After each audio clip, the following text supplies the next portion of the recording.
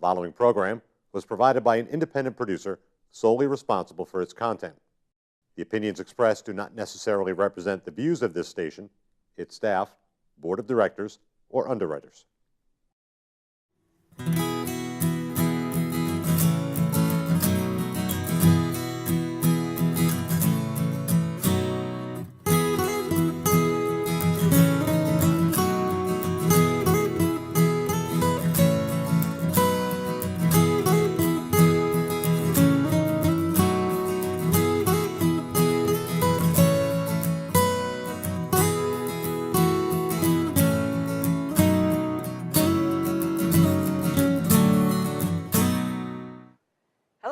Welcome to Music Matters. I forgot what came after 6. Yes. On today's episode, we have, this is going to be a wild ride, I'm sorry. I'm going to introduce you to Domenic Frizzi. He's my guest today. Hello, Miss Rose. Hello. Nice to see you. Boy, that's a crazy opening, I have to admit. It's going to get worse. It is. I know, we need seatbelts today. Right? Seatbelts and a crash helmet? Yes. So Domenic, let's talk about how we met. Are you sure? Yeah, well, do you remember? I think we met at an event at the Walnut Street Cafe. That's right. Is that right? Yes, that's right. It was a celebration of Levon Helm. Yes. Yes. Put on by a mutual friend of ours, right? Yes. Mr. Zano. Mr. Zano. Yeah. You were there, illuminating the room as only you can. Thank you. That's so funny. Well, you said a word that made me have to go back to the dictionary. I did? Yes, that when you were describing my voice, I thought, I haven't heard that in forever. Well, and it began with an M. Do you remember that? Mellifluous. Yes. Wow. Haven't used it since, I swear. I designated that adjective for you. Did you? I did. Yes. I know. I've thought of it a few times. I thought, well, if I were good at promoting myself, I would use that. Mellifluous? Listen, it would get me there. You know, you are a mellifluous vocalist. I don't know if your viewership knows that. Not yet. No. Not yet. They will know. No. You will not be denied. Thank you. So much more than a TV host. Oh. Multifaceted, mellifluous. Oh. Well, thank you. Well, I did have to go home and consult the Google. You did? I thought, I haven't heard that in so long, I have to see what it's about. I am honored to provide you with that word. That's right. I thought, that guy's got a vocabulary. You know, if you're going to remember me for the rest of your life by one word, thank God it's mellifluous. Done. So let's talk about that night. Let's talk about that Yeah, night. do you remember anything from it? Anything you want to share? You know what? That was the day they had the manhunt for the marathon bomber. Oh. Do you remember that? Yeah, it was all crazy. Yeah. That was the day they were at, was it shelter in place, they called it, right? The whole city was shut down. The whole state was shut down. And I didn't even know if the show was going to go on. And me and Dickie had rehearsed for it. We're all big fans of the band, that whole gang. It's like a cult. If you're into the band, it's a great cult to be in. Yeah. You know, ever hear of Bill Graham, the famous record promoter, concert promoter? No, but Bill Graham was like this legendary 60s concert promoter. okay. And he famously coined the phrase, "I like people who like the band. It shows me where their head's at." And that was the vibe in that room that night, you know. So it was weird. Then they caught the guy, and the show went on. The show was never, to Walnut Street's credit, they were never going to cancel the show. Nick was infallible. He was going full force. And we met that night. I believe you did a set, then I did a set or whatever. Then at the end of the night, after I was subjected to your mellifluousness, I yanked you back on the stage for the encores, I believe. That's right. And you said, "What are we going to do?" And I said, "We're going to sing. Come on." You were fantastic. Oh, thank you. Yes. Yeah, I do remember that evening. It was funny, and I got to open for you. You did. Well, that and 50 cents will get you a copy of today's newspaper, baby. That's where it all started. That's where it all started, yeah. Yes. It was a great night. Yeah, and then we got together and we did some music one evening, and I remembered hearing some of your stories, and I bookmarked that. You did, along Yeah. with mellifluous. That's right. Because I thought, those stories have to be told. Which ones? All of them. Well, some of them. Some of them. So then, when I fell into this situation, I thought, there's some stories that Domenic has to share. Well, we'll see what happens. So he gave you a ring. And here I am. And here you Let's are. get right down to it, man. All right. Where do you want to start, Rose? I'm here for you. All right. I'm a dish. Yes. Let's talk about Robert Johnson's grave. And Robert Johnson's grave. You know who Robert Johnson is, right? Well, He of was course. the original bluesman in my book, the greatest there ever was, from the Mississippi Delta. The legend goes that Robert sold his soul to the devil at the crossroads in exchange for unlimited blues guitar prowess. That's the legend. And he wrote all the best blues songs that are still being covered to this day. He was the best Delta blues guitarist that ever lived. And he died. So he made his pact with the devil, and then he died under mysterious circumstances. People believe he was poisoned by a jealous husband. And that is the peril of a traveling musician. You could be poisoned by a jealous husband. So, That's it, I'm staying home. me too. And, so there's some question to where he's buried, but the popular belief is that he's buried at this Mount Zion Church in Greenwood, Mississippi, in a little grave, and that's where they have a marker for him. Some people say, well, we think he's here, we think he's there, but the popular belief is at the Zion Church. So, yeah, I flew down to Memphis, rented a car, drove down to the Delta. It's about 2 hours from Memphis. And I drove 100 miles into a cotton field in Greenwood, Mississippi, and I found Robert Johnson's grave. And I had a guitar with me and a flask of Jack Daniels. And I just sat at Robert's grave and had a drink with him. And it was a great experience just to be way out in the middle where no one will hear your screams. To totally be on this pilgrimage and be at one with yourself and right in the thick of it. Yeah, that was cool. Wow. And you know, the crossroads where he's supposedly made his pact is in Clarksdale, downtown Clarksdale, right where Highway 49 meets 61. And they put a, Bob Dylan Highway 61 Revisited, that's the famous Highway 61. Okay. And they put a marker there, like a little courtyard almost with a bench and a little grassy area and a couple of crossed guitars. It's a little touristy, but it's supposed to be the spot. So I went out there at the stroke of midnight, tried to reenact the thing, And Were you waiting for the devil to show? hey, why not? You grab a quick butt with the horned one and talk about sports, right?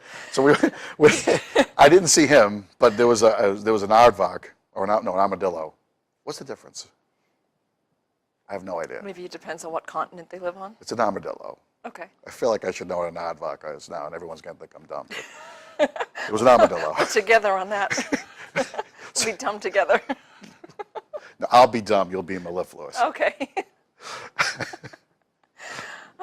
Okay, continue. Where do we go from there? We got aardvarks, amarillos. I don't know. It was great, but it wasn't the horned one. Although he can't take any form that he wants, I don't know that he would take that of an aardvark or the other thing. But it was a little slithering, fat little thing. I think they look leathery. You know the one I'm talking about? So, were you going to hold on to your soul, or were you willing to sell it? Depends on what the counteroffer was. I don't know. We'd have to negotiate, but I'd probably hang on to it. Yeah, I'd give him anything else, of course, but I might hang on to that. I don't know if he'd want anything else, though. Right? That's the problem. Wow. He only wants one thing. Wow. But I recommend the Deep South if you've never been there. I haven't. You haven't? No. If you like the blues at all, or if you just want to see where it came from, or if you just want to go see a different way of life and meet a beautiful brand of people, go down south. Nice hospitality. Hospitality. It's music, religion, and food. That's what they live for down there, and hospitality.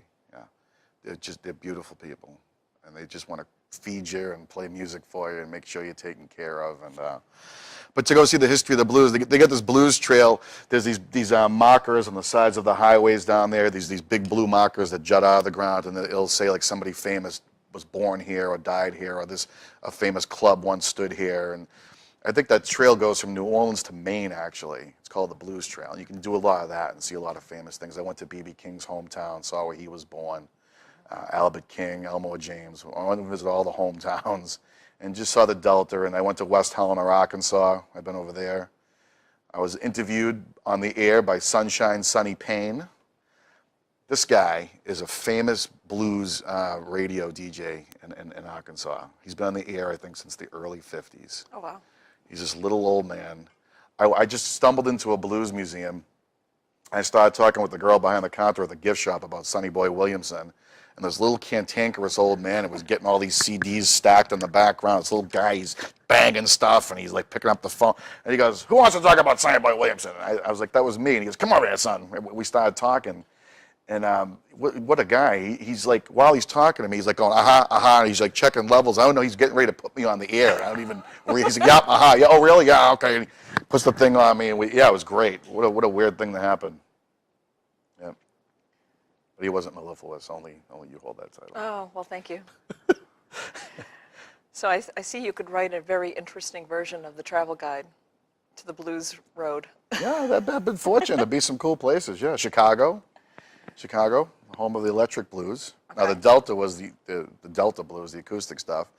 But a lot of those guys, they worked on plantations. A lot of those early blues singers, and they all took the IC, the Illinois Central North, up to Chicago. They got the hell out of those fields.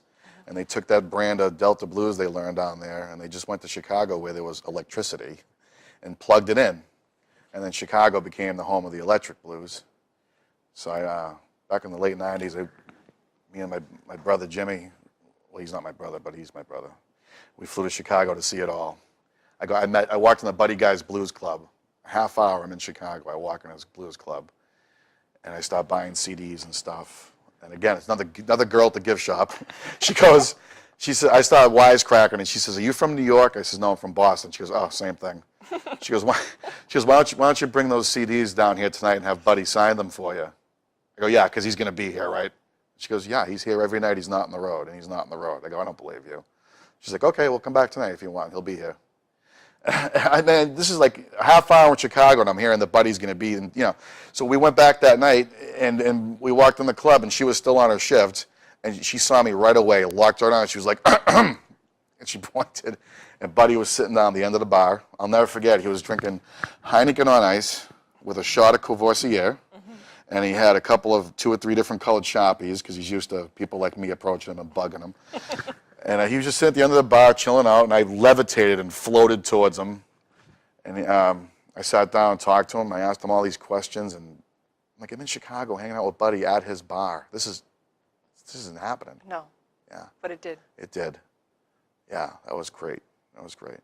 And so the birth of Chicago blues, a lot of that happened on the south side of Chicago.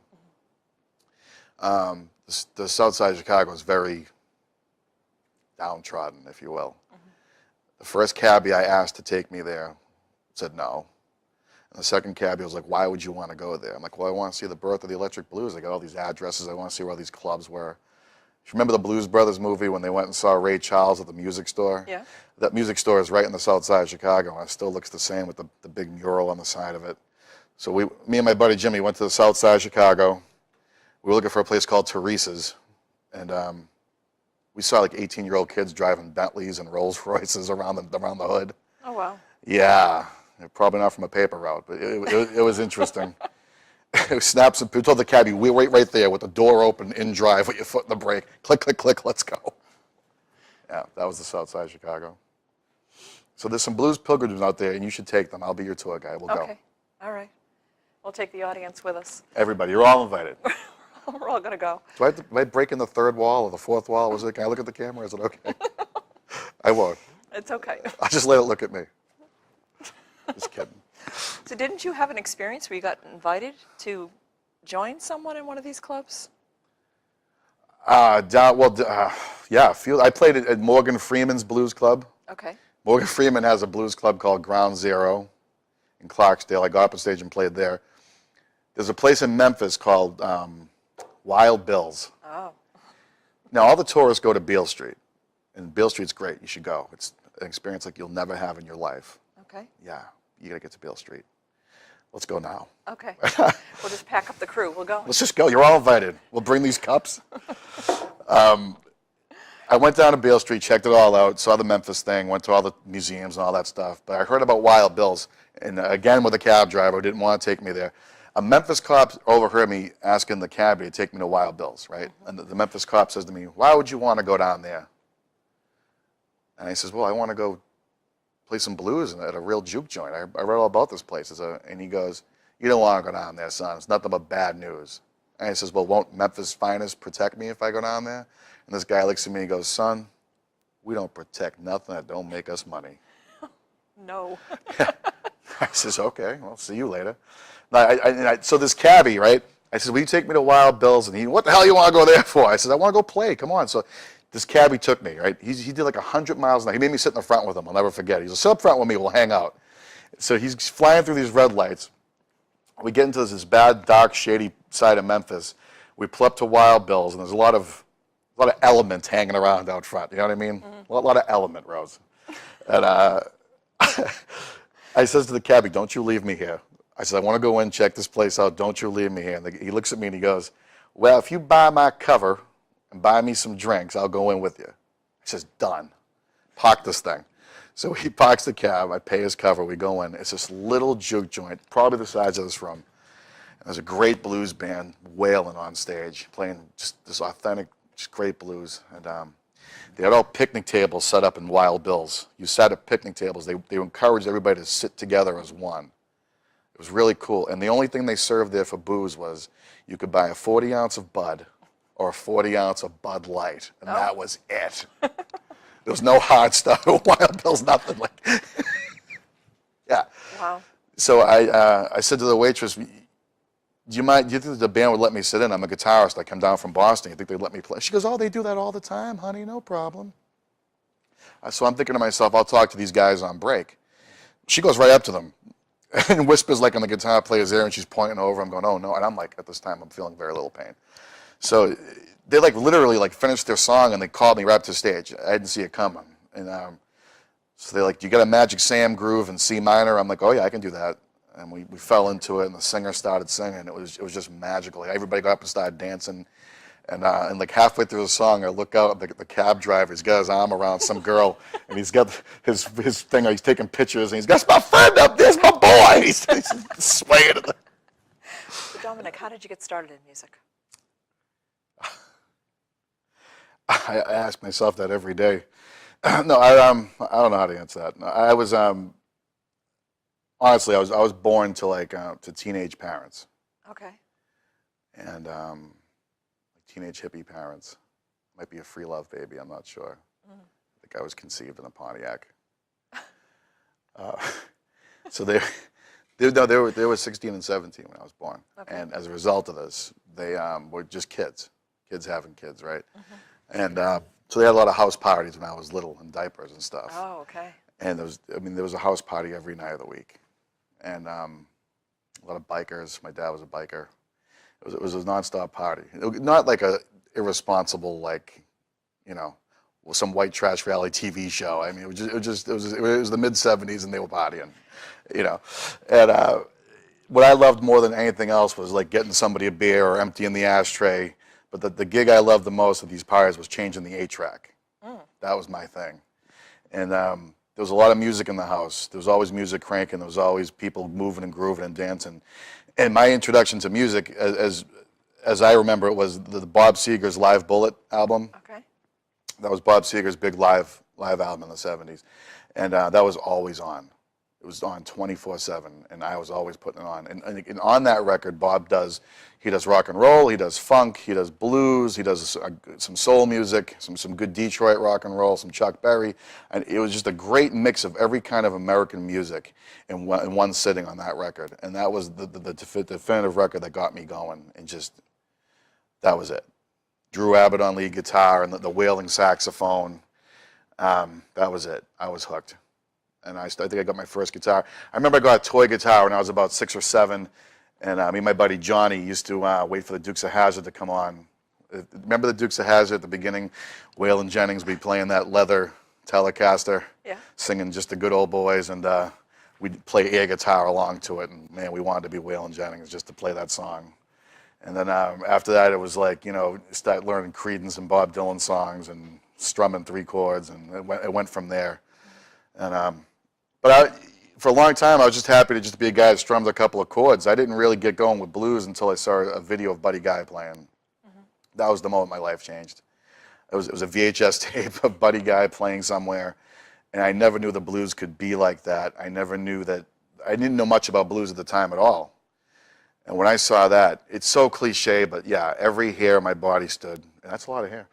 And it was life changing. It was a lightning bolt to the face, man. Seeing Buddy do that, and I was done, doomed. Mm-hmm. That's how it got going. And I started playing in bands and stuff. And, yeah. Did you ever have a garage band? No. The first band I was in, there was an ad on the wall at a music store, and I answered it, and it was like, I went and auditioned, and I got the gig. Oh God, I'm in a band now. What do I do? Great. It was called the Max Minor Band. Played all your big Chinese restaurants and yeah. bar rooms and stuff. Yeah, but that was like blues. So there was some blues in that, but there was like a lot of classic rock covers, and I was really falling hardcore for the blues, and I was bored to death almost immediately in my first band because they played all the classic rock stuff, and I started reading the newspaper back where people got news from the newspaper, and there was a blues jam at this place called the Cantab Lounge in Cambridge. You been there? Once. Once? Was that enough? Was there a reason it was once? Or? I don't know. I had to get out. You had to get out? Jeez. Well, I'll take you back. Okay. I started going to this. They did an advertisement for a blues jam at the Cantab Lounge. Bring your guitar and play. Okay. Now this was in the mid to late '90s. At the Cantab Lounge back then on Mass Ave in Cambridge, it was this great little juke joint of a place, and Little Joe Cook was the house band back then. Little Joe Cook and the Thrillers, the Peanut Man. They called Joe the Peanut. You ever heard of Little Joe Cook? No. He was a singer, like a doo-wop singer in the 50s and 60s. I think he was out of Philly. He had a lot of hits, but the big one was Peanuts. So they called him the Peanut Man. And you'd walk into the Cantab Lounge, on the wall it said, "Welcome to the Cantab Lounge, home of the Peanut Man." And they had a dancing peanut on the wall with a microphone.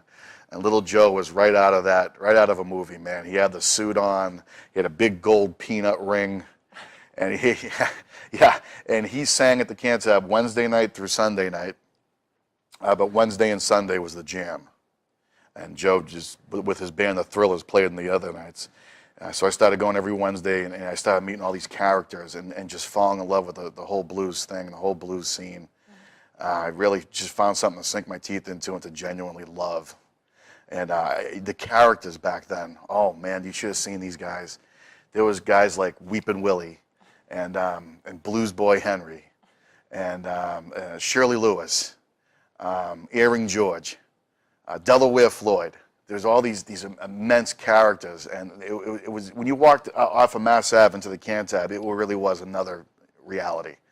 And you start meeting these guys and playing with them and trying to, you learn your craft on the stage right there. It's trial by fire, you just throw yourself to the dogs and hope they don't chew it all apart, And like Blues Boy Henry was this little black guy, and he was like 127 years old, like back then. And he'd sit down, and back then you could smoke in the places. And he'd have a cigarette and a harmonica, and he'd look over at me and he'd go like, he'd start tapping his foot and he'd go, "All right, fat man." He'd be like, "Key of D like it, don't mess it up. Don't play like you go to Berkeley either. All right, fat man, 1, 2, And he'd start, and Weepin' Willie, the great Weepin' Willie, he was always in there. He was more of a suave kind of R&B crooner. I actually ended up doing some really good gigs with him. All these guys have all left us now. Shirley Lewis. Shirley was always down the Cantab then. I ended up joining her band years ago. She was the regal queen of the blues. Miss Shirley Lewis, and there was no one like her.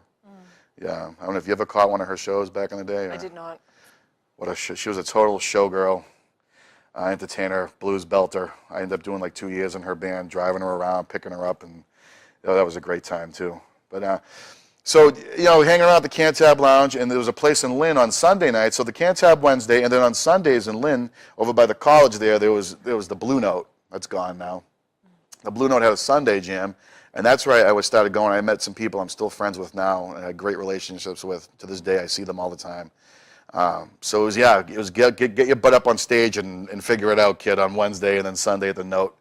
Those were the days. Those were great times. Just getting out there and figuring it out and playing with people, playing live music with people and playing blues, and you learn a lot quick. I don't recommend it for everyone, but it's fun. So that was the blues thing, and then I started my blues band. Everything really, the real game changer though was one night at the Cantab Lounge. I had just gotten back from Chicago, that trip I told you about, and I was wearing a shirt from one of the bars out there that said something Chicago, Illinois. And when my set ended, there was this little dude at the bar. He came up to me and he goes, "Are you in town from Chicago?" I says, "No, I just got back from Chicago." He goes, "Well, you play the Chicago blues pretty good." And I said, well, thanks. I says, "What's your name?" And he says, "My name's Tuffy Kimball." Oh, You know Tuffy? I met him once. You have? Yeah, at the Blues Festival up north. Okay. 2 years ago. He's probably playing with Luther Johnson. Yes. Yeah. So it's kind of like the Cantab, one and done with Tuffy's great. So he says, "My name's Tuffy Kimball." And I says, "Well, my name's Dominic." And he says, "Where you from?" I says, "Malden." He goes, "Oh, me too. Can I catch a ride?" He needed a ride home. So we got to talking, and he's a great drummer, tremendous singer. He told me about the guys he's played with, where he's been. And we just became fast friends, and we started our band together, the Cat's Ass Blues Band. Okay. And that's how we got rolling on that. It was me and Tuffy against the world. We were inseparable. Because I was probably 25 or 26, and Tuffy was already in his 50s by then. Wow. So he started taking me around to all these little hole-in-the-wall dives, introducing me to this one and that one, and all these people, these tremendous characters. And we just started meeting people at the jams and assembling people, and we put together a Chicago blues band, and it kicked. It was really cool. We took it from the dive bars and the biker bars all the way up to B.B. King's Blues Club, Foxwoods, House of Blues. We headlined the House of Blues, sold out the House of Blues a couple times. From the ground all the way up to that, me and Tuffy it was him and I against the world. He used to live on my couch. I think he lived in the back of my van at one point for a while too. Yeah? Him and his drums lived in the back of my one-ton Chevy van. Is he going to mind you telling the story? He's lucky it's only this one. Really. So, that was the Cat's Ass Blues Band. That was like 5 or 6 years. We did that, maybe even more. I made a couple of good records. We got played in the radio. It was an amazing time. Back then, in around Boston, the people were still really hungry for live blues. There was so many more venues. There was so many more gigs. People were still going out and having fun. This was the late 90s, early 2000s. Stevie Ray Vaughan had really brought the blues back to a bigger, broader audience, a more commercial audience. God bless him for that. Every once in a while, the blues needs a good push, And I think we were still feeling that at the time. And anywhere you can go, people would have a blues band. Really, it was just everywhere. But what I seem to remember happening was there was a series of like death blows to the music scene of that era. I might be chronologically wrong, but all in the same cluster of time, there was that tragic nightclub fire in Rhode Island. That's right. And that caused a lot of the local bars to have to get up to fire sprinkler code. Nobody was allowed to be grandfathered in. It was a really hot button topic, and people couldn't come up with $50,000 to get their sprinklers straightened out. So a lot of clubs went under. And then, of course, September 11th happened, and people were like really freaked out and not going out for a long time. And I don't know if people remember this or not, but when that smoking ban hit, when people were told they couldn't smoke in bars and clubs anymore, I noticed that they were half empty instantly. People were indignant about that, taking my smoking from me. All those things happened really close, and it really seemed like the scene just died down and died down and died down. And of course, then you had like 2006, 2007 with the major recession stuff. Nobody was going out again. It really was reeling for a while. It's never really recovered. It's never going to be full strength again. But there are still places to play, so thank God for that. It's not a total loss yet. The iPod, the iPod, and you killed a lot of things. Everybody's a DJ now. Anybody with a laptop or a phone is a DJ. That's true. Right? No overhead. They muscle us out of our gigs with their little laptop. Damn you, technology. So, yeah. But there's still a scene out there. There still is a scene out there. And Boston's still a great music town. And you're never going to take our history from us, right? It's still a great place for music. I mean, we could be in North Dakota, right? And this isn't so bad. No. Right? It's not so bad. Yeah. I hope your viewership knows how talented you are. Oh. Thank you. Yes, you sing like a little angel. You're Oh. fun. Didn't we play a Fleetwood Mac song together once? I think we did. Yeah.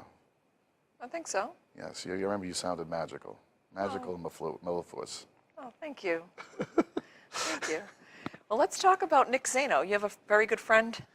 Let me named tell Nick. you about Nick Zano. Yeah, he's our mutual friend. Yes, and he's going to be a guest on the show in a few weeks. Yeah, people are in for a treat because Nick's great, man. Nick's great. Isn't he a great guy? He's a great guy. Doesn't the world Good need heart. more Nick Zanos? Yes, definitely. Right? No doubt about it. It does, yeah. He didn't pay me to say that either. No, he doesn't even probably know you're here. He does. Speaking of pay me, I'm on his new record. Okay. Well, it's his first record. I hate saying his new record. I don't think he has an old record, but it's his new record, Blue Skies, Broken Arrows. Great collection of songs. I hope he doesn't kill me for putting it in a genre, but it's kind of Americana, singer-songwriter, folky. It's got a lot of things going on. And a lot of heart. All heart. Yeah, Nick's not here to BS anybody. No. Yeah. Very special. Yeah, doesn't he? He writes with his heart in his sleeve. Yeah. Yeah, he's a good one. I went to his CD release party. Yeah. Well, he had 2 parties, and I went to the first one, and every song was just amazing. Yeah, Yeah, and the way he delivered each one, yeah. it was very nice. He's a sincere guy with his music. He takes it seriously. He's loyal to himself, right? Yeah, that's refreshing. Yeah. It is. And which is crazy because we give this guy this wonderful build-up, and then he goes and has someone like me come in there and hack up his record. Well, he had to infuse it with your energy, right? Way to go, Nick. No, I'm on one of the cuts on his record, a great song called "I Love You and I'm Glad That You're Gone." Okay. But it's not Nick being mean. There's actually a pleasant twist to why he's saying that to the subject of the song. But yeah, he paid me in chicken wings. I told him I wouldn't accept any kind of compensation. So we settled on chicken wings. Oh. Yeah. Very generous of you. Very generous of me, I think. Yeah. Well, they were good chicken wings, so. Well, Right? well, it's what matters. Music matters, and you know what else, Rose? Chicken wings matter. Music and chicken wings. All right. So where do you get them from? Well, there's none here. I know. That's why I'm asking. So when he shows up in a Red few Bones. weeks. Red Bones. Okay. I'm going to make sure he brings you chicken wings from Red Bones. Okay. If he has time. Yeah, if he has time. Yeah. Nick's good. Good songwriter, good singer, good everything. Good guy. Tremendous supporter of the music scene, and yeah, he's a good one. Yes. Yeah. So Domenic, you do something with guitars, don't you? I sure do. You do. Yeah. Why don't you tell us about that? I mean, besides jumping up and down like a fool and playing them in front of people, Yeah. I'm a guitar tech now. Oh, okay. Yeah.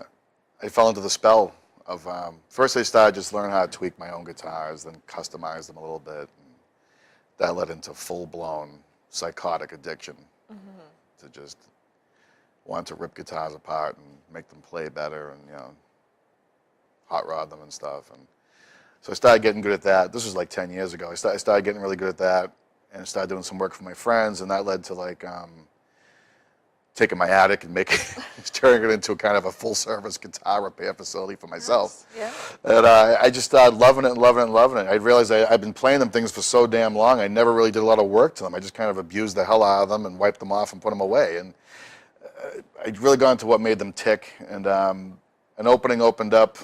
I thought I was good enough to go for it, and I left my job at 7 years.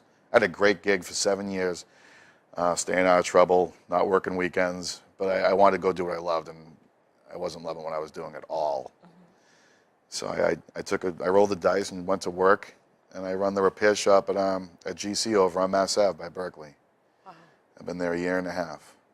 Would you like to share your contact information with our audience? Just shine the bat light at the sky, baby. How was that? No, for real. How would somebody find you if they had a guitar or? Mass Ave, Berkeley, Guitar Center at Mass Ave. Directly across from Berkeley, 169 Mass Ave. Okay. Yeah, I'm there 5 days a week. No online info? Not for that, no. Okay. No.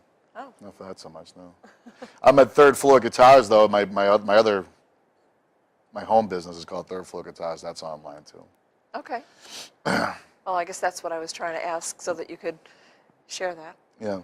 Well, I didn't want to make this a plug fest, with so much good material to get through, I know. All right. Well, back to the good stuff. It's all good stuff, Rose. Okay. If you're here, it's good. I only came here because you're here, Rose. I knew there was going to be some integrity attached to this operation. Thank you. You're welcome. I mean that. Well, thank you. All right. I think I'm going to keep you on as a, I don't know, co-host? Something? Promoter? Moral support? Yes. Sherpa? Anything. All of the above. Sherper. I'm infinitely hireable, Rose. So why don't we talk more about your blues traveling? Blues traveling. I'm sure you've got more stories. Yeah. I don't know where to start. Well, Well, you know, one time, you just want some general stories of weird situations I found myself in through no fault of my own? yeah. Because they're all like that, trust me. I don't know. One time I was, let me see, just a few years ago, I was down in, with another mutual friend of ours, Dickie, Okay. Mr. Krause, That's right. the great Dickie Krause. Talk about there's nobody like him. There is no one like him. Yeah, big shout out to Dickie Krause and Jason Vahuski, right? Those are our buddies. I actually don't know Jason. You don't? I don't know. We have a couple of degrees of separation. I'm shocked. I know. I don't believe I've met him. You need some Jason in your life. Okay. Good dude. But me and Dickie went down to the Jersey Shore one summer, and we went to see this great guitar player named Bobby Bandera. Okay. And we went to this place in Avon, New Jersey, beachside bar, not a big place or anything. And we walked in, we're waiting for the band to start. We're just having a couple of beers, and I look over, and at the table, I say, I know that guy. I know exactly who that is. It was Vinnie Mad Dog Lopez, Rock and Roll Hall of Fame drummer, the original drummer for the E Street Band. He was on the first 2 Springsteen records. He was just sitting there with his girlfriend having a beer. And I'm a big Springsteen guy. You like Springsteen too, Yeah, right? of course. Yeah. And I knew it was him. And I went over and talked to him, and it was mind-blowing. Because he's known Bruce since they were teenagers. He was in bands before the E Street Band with Bruce. They were like pals. And so Vin did the first 2 records. He's on all those great songs, Spirit in the Night, Rosalita, all those early classics, Blinded by the Light, Sandy. And I went over and started talking to him, and he was just the nicest, accommodating guy, telling great stories. Clarence Clemens hadn't passed away too long ago at that point. He was still visibly sad about Clarence and talking all about him. And it was just this magical day of drinking beers and doing tequila. Actually, I said to Vinny, can I buy you a shot? And he goes, on one condition. I says, what? He goes, we have to do it E Street style. I go, what does that mean? He says, well, tequila was the official drink of the E Street Band. And if we're going to do a shot, we're doing it E Street style. So coming right up then. I only got like 4 shots. And we took some good pictures of me and him pounding tequila shots. Did it feel like an initiation? It felt like something, Rose, just hanging out with that dude. And yeah. And then seeing him go in the Rock and Roll Hall of Fame a couple of years ago, I was like, I did shots with him in a bar. That's really cool. Wow. We won't tell people what's in these cups, huh? Let's not tell them. No, It's a secret. it's a secret. It's an elixir, That's right. right? The water of life. The water of life. Wow. Yeah, it's deep. So, Rose, tell us about the water of life. You're drinking it. Nothing better than a live experience. Nothing at all. Nothing at all. So, yeah, travels. I mean, I've been to Haight-Ashbury in San Francisco, where all the hippies were grooving back in the 60s. Had some really good experiences out there. Met some fantastic people. You've been in Northern California? Those people are their own people, aren't Yes, they? they are. Yeah. Did you drive over the Golden Gate Bridge? I did. Was it gorgeous? It was beautiful. You loved it, right? Yeah, it was an amazing place. I've been there twice and Yeah? would go back again. Did you do Haight-Ashbury while you were there? I did, but I was with my son. So we spent a little more time at Lucas Studios, Right. George Lucas. George Lucas Studios. Really? Yeah. They had like a tour there for... No, not officially, but we went anyway. Didn't have one anyway? You charmed them, didn't Yes. you? Yeah. Yeah, we just went in and, they have Darth Vader's costume. Yeah. Francis Ford Coppola's driver happened to be hanging around, and Is he that shared a few stories. Wow. That's nice. Yeah, That's a great experience. yeah. Is your son big into the Star Wars thing? He was. Yeah. He's 14 now, so. 14 now. Well, now that he's a man no. of the world. What I mean by that is he was very interested when he was 6 and 7. Right. Now he's in his own world. So he's not one of these people that bought a ticket for opening No. night of the new one. No, He didn't crash the internet and He did contribute to not. that. That means you raised him right, Rose. that's right. I'm sure you did. He doesn't even watch television. Really? Yeah. What does he do with his time? Listens to music? No, he's all about bettering himself. Does he need that much bettering? No, it's pretty perfect. Yeah, I was going to say, right? No, he works on his martial arts, and he's a scout, working on his Eagle Scout. And Right. so You must be. And your daughter's a comedian? my middle daughter is. My second daughter. How many kids you have? 4. 4. He's interviewing me. I'm fascinated by you too. Yeah. I can't believe you've had 4 kids. I don't know how to say it more politely. You look Oh, fantastic. thank you. I mean that. Oh, thank you. You know. And I've seen your kids on Facebook. They're gorgeous. Thank you. You know, and they're out there in the performing arts too, like yourself. That's good. Each generation gets better. Proud mama. You must be a proud mama. I am. Good. Good. I am. Thank you. So, why don't we talk more about music? Let's talk all The about last music. few minutes about music. How about new stuff? Any new stuff out there you like? No. New or newer, recent? No, not really. There is no soul in music anymore. No, I agree with you. Right? It's all disposable. It's all fads. It's all trends. Right? Here Yeah. today, gone later today. Yeah. There's no integrity in music. Nobody's writing anything that stands up anymore. Well, yeah. Not in the charts anyway. Right. There are guys out there and girls. I don't know. I mean, I'm Sturgill Simpson, Jason Isbell. Okay. These guys, to me, Brian Fallon of the Gaslight Anthem is my favorite songwriter in the universe right now. He's just the best. I love that guy. Yeah, Isbell, Sturgill Simpson. I'm probably missing the Drive-By Truckers. Everything the Drive-By Truckers do, it speaks to me. It's great, intelligent, beautiful stuff. But I don't hear anything new that's. When they have these like Grammys and stuff, I'm like, who are these people? know. Why are you giving them awards? I know. They've almost become a joke. Oh, I just said that out loud. It's okay if you meant it. No, I meant the awards Yeah. shows. Yeah, I wasn't talking about any one in particular. right. The shows are a total joke. Yeah. Yeah, it's not even. They're not awarding integrity. They're not awarding anything that's going to last. What are they really awarding? Is you had the hit single of the summer? I don't know. New music doesn't do anything for me. It doesn't even sound like I mean, technology is great. It's wonderful, but all these new records sound like they were made in GarageBand or made on a computer, or just there's no like real instrumentation even it seems anymore. I don't know. I don't know what happened to music. I want it back. I want it back, Rose. We gotta take it back. We do.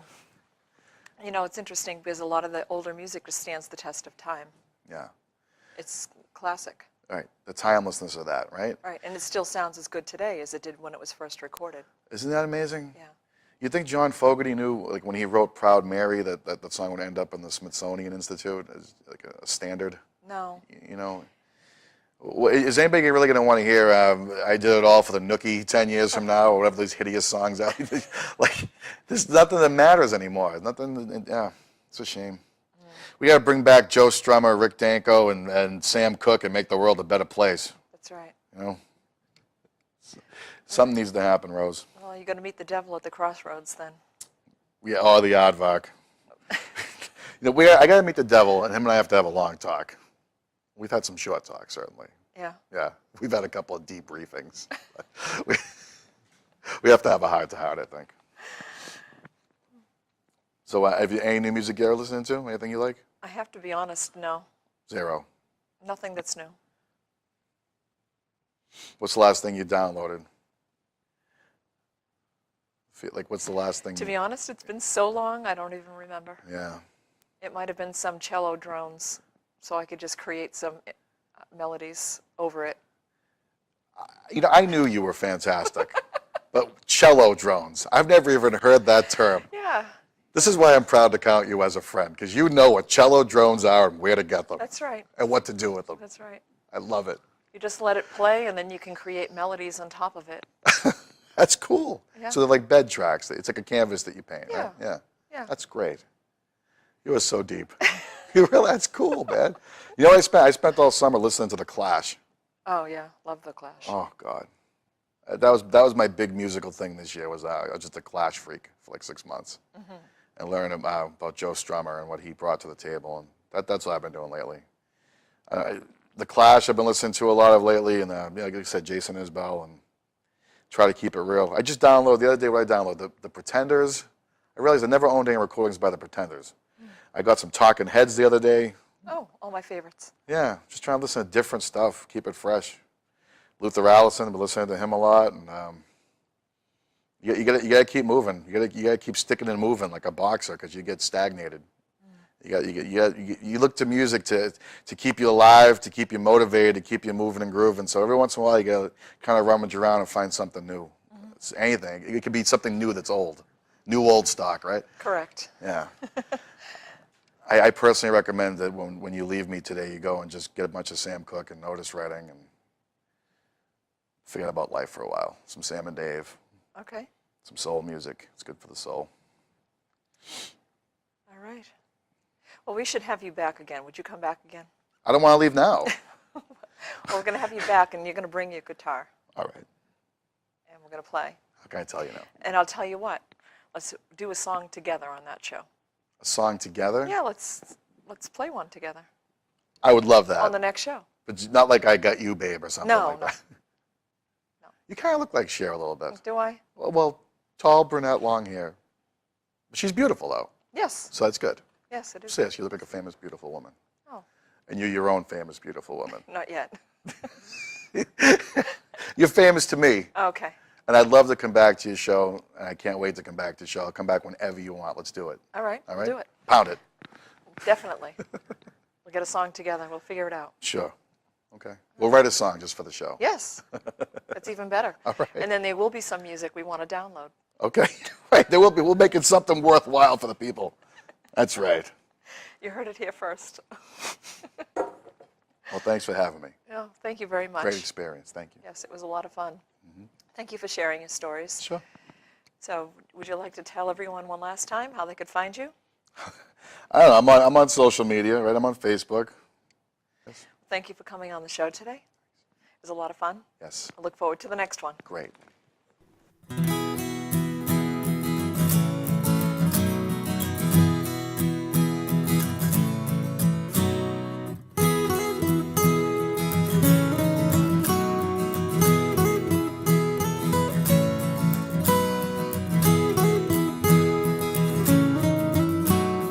The preceding program was provided by an independent producer solely responsible for its content. The opinions expressed do not necessarily represent the views of this station, its staff, board of directors, or underwriters.